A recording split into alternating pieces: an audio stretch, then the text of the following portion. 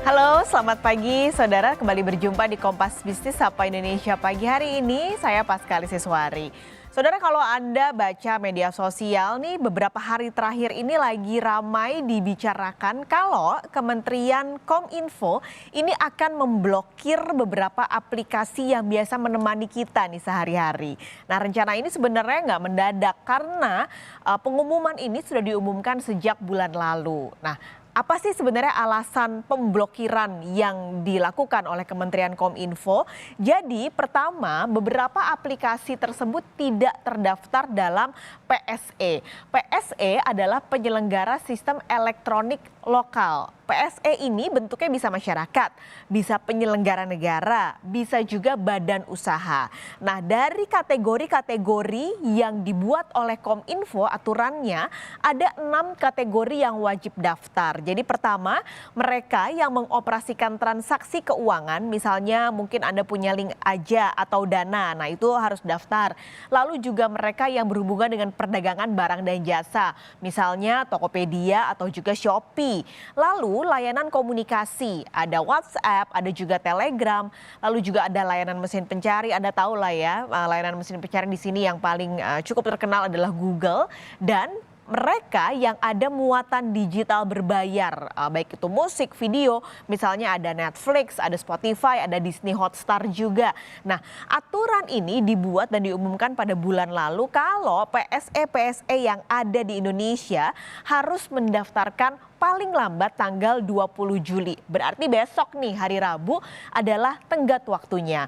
Nah, Menteri Komunikasi dan Informatika Johnny G. Plate bilang sebenarnya untuk perusahaan-perusahaan tersebut mendaftarkan PSE sebagai PSE di bawah Kementerian Kominfo ini nggak sulit karena semuanya sudah dilakukan via OSS atau One Single Submission atau pendaftaran secara daring. Nah, kalau sampai tanggal 20 nanti mereka-mereka yang belum daftar ini tetap belum mendaftar, maka Kementerian Kominfo akan mengenakan sanksi administratif. Kami akan sampaikan kepada Anda pernyataan Menteri Kominfo Johnny G. Plate.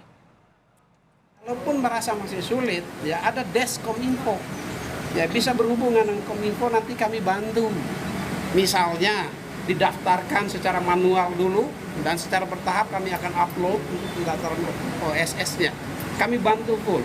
Mengapa ini perlu? Ini agar penyelenggara sistem elektronik lingkup privat dan bisnis sektor digital lainnya di Indonesia ya taat pada peraturan. Nah, jadi siapa saja di aplikasi di handphone Anda yang selalu menemani Anda ketika hari-hari sepi atau hari-hari boring mungkin yang belum daftar PSE Kementerian Kominfo. Jadi yang pertama ada perusahaan Meta. Kita tahu di bawah Meta ini ada Instagram, lalu juga ada Facebook, ada WhatsApp. Ini belum terdaftar di PSE. Lalu ada mesin pencari Google, lalu ada YouTube. Nah, dan juga untuk mereka yang biasa menyediakan film dan juga hiburan-hiburan yaitu Netflix dan juga Disney Plus.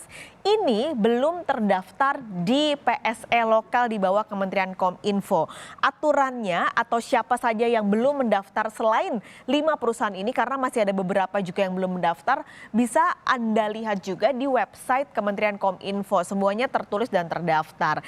Tapi sebenarnya ada juga kok perusahaan-perusahaan atau aplikasi-aplikasi mungkin lebih dekat dengan Anda yang sudah terdaftar di PSE atau penyelenggara sistem elektronik di bawah Kementerian Kominfo. Total dari 2015 sampai sekarang berarti selama 7 tahun sudah ada 4.540 PSE yang mendaftarkan diri di bawah Kementerian Kominfo. Totalnya domestiknya memang lebih banyak, ada 4.400-an, sementara yang asingnya totalnya lebih sedikit, hanya 68 PSE saja yang sudah mendaftarkan.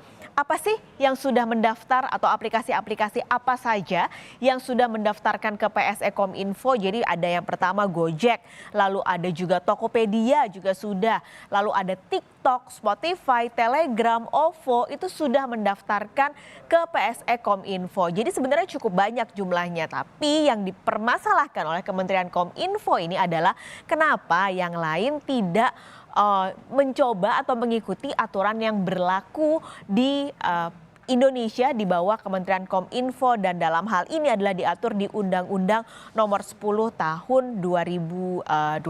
Nah,